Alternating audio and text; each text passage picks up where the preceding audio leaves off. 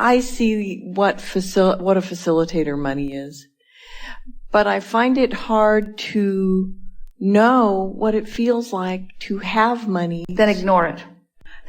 Because there is a facilitator that is, so much more important than money. We can't even find a fractional comparison, and that is energy and alignment.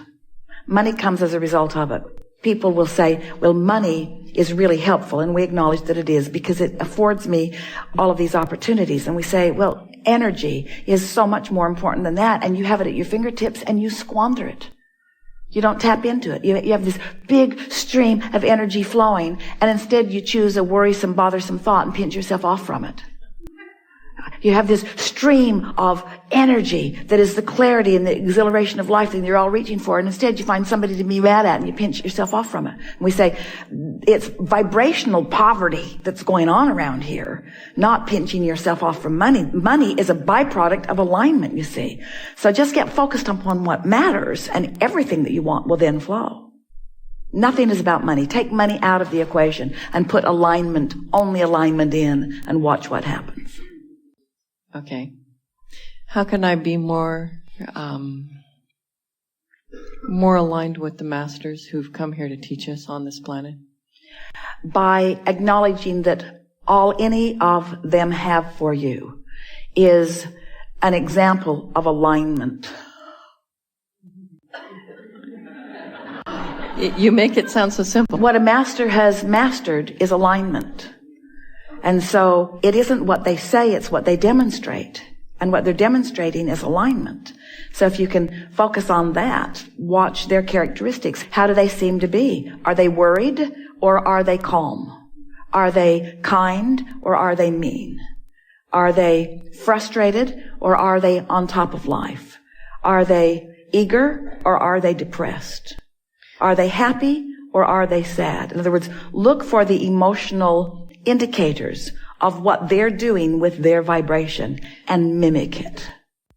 Let them teach you. Abundance, teach love, teach healing. Have those things present. Well, someone teaches love by loving. You teach through the clarity of your example. We offer so many words, and the words help us focus together. But our intention as we're playing with any of you is to get you focused into a feeling. So your questions are really good questions. And we started to say to you, when you said I have two questions, we started to say we have one answer. And it was alignment, which is annoying. But everything that we offer is everything that we offer. Every process that we've ever offered, every sentence that we've ever uttered, everything that we've ever offered to any of you has been with the intention of guiding you into alignment, which means we're wanting to soothe that thing you're doing that's keeping you from it. And I think that's part of the key too, is learning how to soothe. I need some of my hard drive erased because what I've learned. Or you don't need to erase it. Just focus on the most beneficial parts of it. Well, sometimes when emotion comes up, well, that's too late. The emotion is already the indicator of how you've been focusing. That's what we're saying. If you wait until the manifestation or even until the emotion, now you're not out ahead of it. Now you're having the knee-jerk response. And that's what we meant when we were talking about momentum earlier. If you start in a neutral place, you could either promote the momentum that you want or not be a catalyst to the momentum that you don't want. In other words, you could stand in front of the car that's getting ready to roll off into the ocean and you could hold it where you want it to be. Or if you wanted it to move off into the ocean, you could give it a nudge and off it would go. You want to get out ahead of it, you see. And so what most people do, they wait until the momentum's already underway and then they say, now what do I do? And we say, well, all you can do is action and it's not ever enough. And so then it's like the analogy that we've offered for so many years. You've jumped out of an airplane, you're at 30,000 feet, you have no parachute, and you say, what do I do? And we say, hang on, it'll be over in a little bit. Because the momentum is such, there's not a lot for you to do. But if you get out ahead of it, if you envision things the way you want them to be, if you care about how you feel, it's so simplistic that a lot of people can't even hear it. There's just not enough angst or struggle or trauma or drama in it for most people. When we say, how you feel is everything and you have control of how you feel. And most everybody, to some extent, will argue for their limitations. Yeah, but this made me feel this way, and this made me feel this way, and this made me feel this way. And we want to say to you, it doesn't matter what happened or how you feel about it. You have the option of choosing a better option of how you feel about it. And I think that's what I'm asking for. What is it, that kickstart to let go? For most, it has to get bad enough that you can't stand it, and then you finally let go of it. But we don't think it should have to be that traumatic. We think that you ought to be able to feel the difference between complimenting someone and criticizing someone. Oh, yeah. We think you ought to be able to feel that difference. And when you're doing one or the other, make a choice. Oh, this is my preference. I'm going to do more of this and less of this. We think you ought to be able to feel the difference between anticipating something that you don't know how it's going to come, but feeling eager about it and worrying about it. We think you ought to be able to feel the difference between worry and anticipation, and we think you have the resources to guide it that way. But we don't think you get on it early enough in your game. Right. We think you blunder into your day, you let stuff happen to you, you observe it, it sets the tone, the momentum's in motion, and then you say, this is too hard. And we say, we know it is hard if you let the momentum get going. That car's going to mow right over you. It's so hard, it's impossible to stop that kind of momentum. And so that's what we mean when we say get out ahead of it. So when you put yourself in your bed at night, acknowledge that this day is pretty much done and tomorrow's going to be a fresh day. And just make the suggestion to yourself that you're going to start this day on a good footing. Just say that softly to yourself, not making big promises and not talking about what you're not going to do or what you are going to do, but tomorrow's going to be a really good energy day. I'm going to wake up aware, and it's going to be neutral energy, and I'm going to get myself into a good feeling place early. And then just bask yourself to sleep. Appreciate someone or something. Appreciate something that is easy to appreciate and go to sleep. And when you awaken, lie there for a moment and say, now what was it I was thinking about before I went to bed? Oh yeah, this is a good day. This is a new day. I'm in a neutral zone. I'm in a non-momentum moment right now. If you wake up late, the momentum's already started. You're already late. If you wake up to someone arguing in the other room, the momentum's already started. If you wake up and go immediately to worrying about what you were worrying about yesterday, the momentum has already started. So make the decision that you're going to get out ahead of it. So you might find yourself after 2 or 3 nights and mornings, you might find yourself setting some intentions for yourself. When I wake in the morning, the first thing I'm going to do is drink something really delicious and sit and bask for a little while. And I think my favorite place to do that would be there. Yeah. I think in the morning when I wake up, I'm going to drink something lovely and I'm going to refresh myself and I'm going to sit and bask for just a little while right there. Now, you've already started momentum. Now, some of you are saying, oh yeah, well, like good chance I'm going to have for doing that because when I wake up in the morning, all hell always breaks loose in my life. And we say, all right, so you've already crashed up against some momentum. So you have to take a different tact. So you have to go even more general than that. So you have to start saying to yourself, well, I think I could carve out a place somewhere in my day where I could do something like that, and I'm going to look for more opportunity to do that. In other words, you just have to keep finding more pleasant thoughts and fewer unpleasant thoughts until you convince yourself that you are capable of controlling the direction of the way your day is going to go. And it won't take very much before you start showing yourself that if you give yourself a chance of being in a neutral place where there's no momentum, in other words, you're not doing that thing you do that's taking you off in the direction that you don't want to be and getting defensive right away. If you can just give yourself a few days of this experience of this neutral zone, you'll discover that neutral means the cork will float.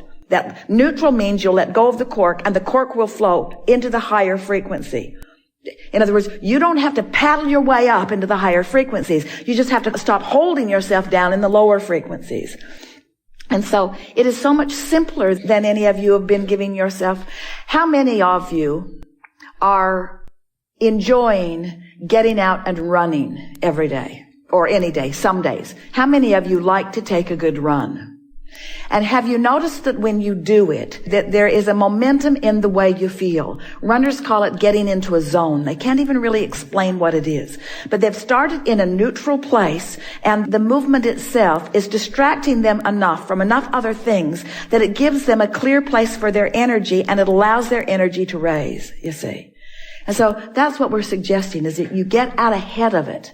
I had already learned some of that from some of your teachings about go to bed. I have this wonderful bed, and I crawl into bed and I think those good thoughts, and I wake up in the morning and I do that.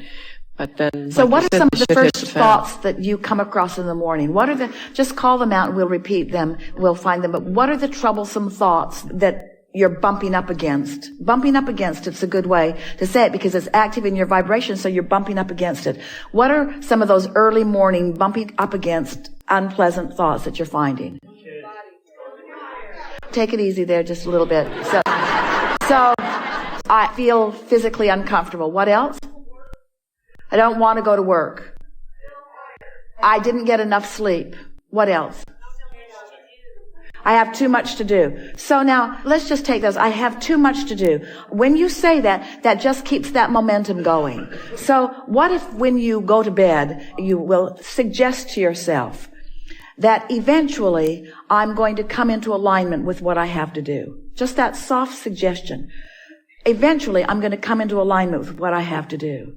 Eventually, I'm going to access the leverage of the energy that creates worlds, and I'm going to get that energy helping me out on some of this. Now, you've already, just with that statement, the night before you made that statement, when you wake up in the morning, if that previous thought had any momentum, it won't be as much momentum as it had before you made that statement. So now you awaken, and you might even notice that for the first time in a long time, you are feeling a little bit of ease. And then you want to stop and say to yourself out loud if you want to, but at least acknowledge that it happened, I am having a realization of some ease. That realization of that ease is a momentum that is different from what I've had before. You see what we're getting at? So that you start noticing that the things that you're saying and that the things you're focused upon in an attitude of more comfort. So let's say you wake up in the morning and your body hurts. When you put yourself in your bed at night, lie there for a little bit and try to find something that makes you feel comfort in your body. Appreciate the softness of the bed or appreciate the comfort of the pillow. Focus upon something that feels good. Try to put yourself in a comfortable position where you are acknowledging this feels good. This feels good. We really, really want you to hear us when we say, don't try to stop momentum. That's what makes you think you can't do it. That's what makes you think you're doing it wrong. That's what makes you think it's too hard. You're trying to stop momentum that is already in motion. Don't worry about stopping it. Let it play out. It's not going to be that bad. Let it play out. Let the momentum play out and put your energy, your mindset, your determination toward getting new energy started. So instead of saying, I'm going to try to get my body to stop hurting, start saying, oh, this feels good. Oh, that tastes good. Oh, this is relaxing. Oh, this is a good thing.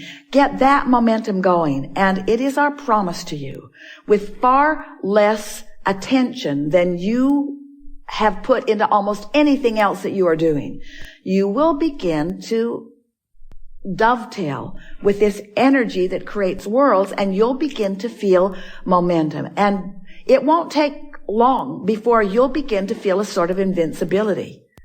You'll feel so invincible that you'll be watching something on television that's not going your way, and you'll say, I want, and when it happens, you'll say, thank you very much.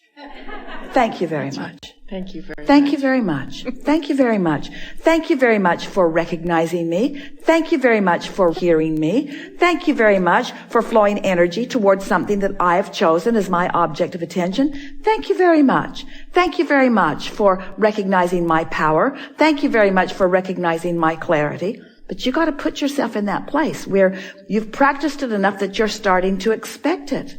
And see it. When you decide that you're going to go someplace and you know where you're going, envision yourself there. How often do you return to a restaurant that you've been at before and they seat you at the same table? that you've been before. Has that ever happened to you? And you say, this must be our table, even though it's not the same person that's seating you. Well, why is that? It's because that's the impression that you have offered to the universe about being in that space. It is your table. That's where the momentum is.